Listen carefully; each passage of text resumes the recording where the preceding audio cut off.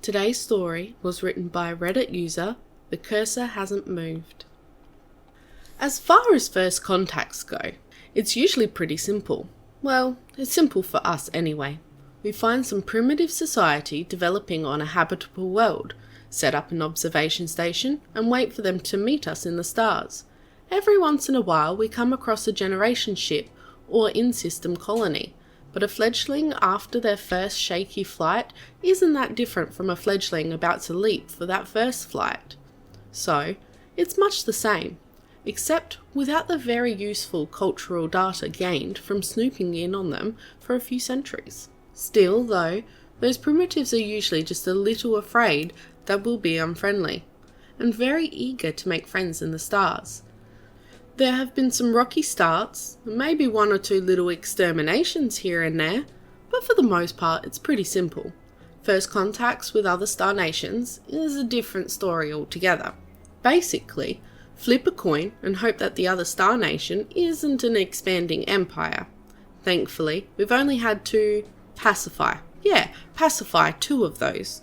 The other 24 star nations we've met so far have been more than happy to join the grandly named Galactic Union and have politely refrained that our organisation covers less than a quarter of the known galaxy.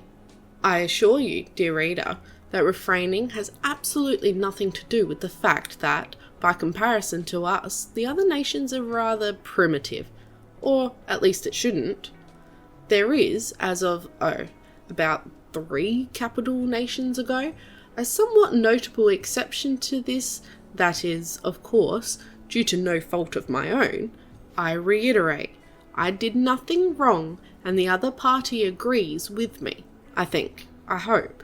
Anyway, so I was surveying some ruins in the Great Empty when I found a cute little bipedal ape thing contaminating the ruins. Now, I do admit that I raised my crests and shouted just a little to frighten it off, since I thought it was a local primitive or one from a near system. Instead of running away, it held some kind of device and chatted to me. Well, I shouted just a tiny bit louder, but it just put one of its manipulator appendages up to its sensory organs and chatted some more. Seeing as the normal ways of dealing with a primitive being where they weren't supposed to be weren't working, I calmed back to the ship. There's a primitive planet-side, bipedal apoid, kind of cute. Are you sure this place is uninhabited? I asked. Strangely, it was the XO who answered me. The planet has only some semi-social animals living on it. The being you see is not local. Approach with caution. A bit late, matron. It's chattering to me, so the primitives clearly vocalise for communication. We know. She sounded pained for some reason, so I asked her with some apprehension, "What do you mean you know?" I might have bleated like a hatchling, just a little, but I swear that the memes the engineers made are exaggerated, because the ape thing answered.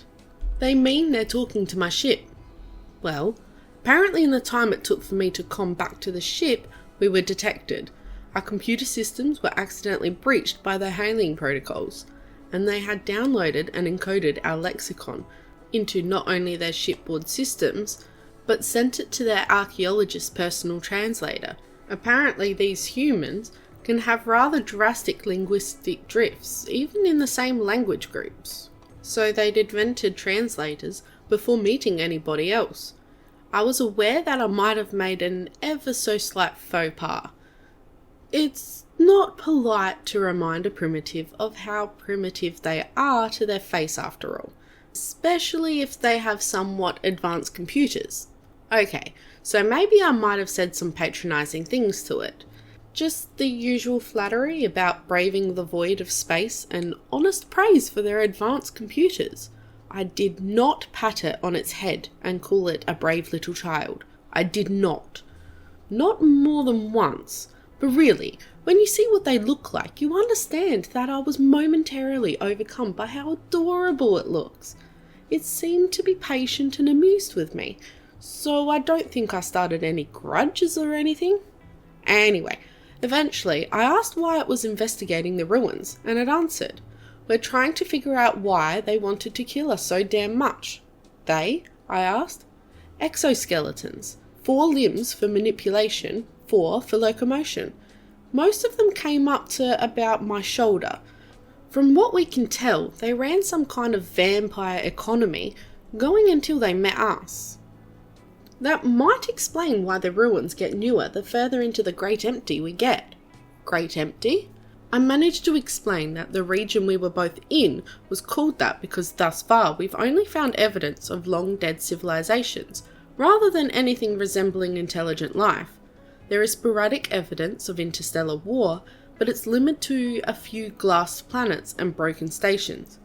But that wouldn't account for these empty ruins across so many planets devoid of even corpses. It informed me that when the bugs apparently denuded systems of rare resources behind an advancing wave of conquest and simply abandoned them to continue extracting newly conquered worlds. Now, you're probably aware that the dead civilization of the Great Empty has been estimated to be at least as advanced as we are, and I had just learned that they weren't quite as dead as we'd realised, at least not until they tried to kill these adorable humans.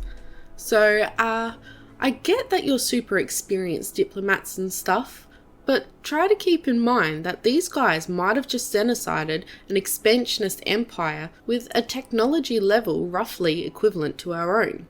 Don't be fooled by how cute they look. Oh, and also the humans said that they totally forgive me for calling it a primitive, so any bad first impressions are totally not my fault.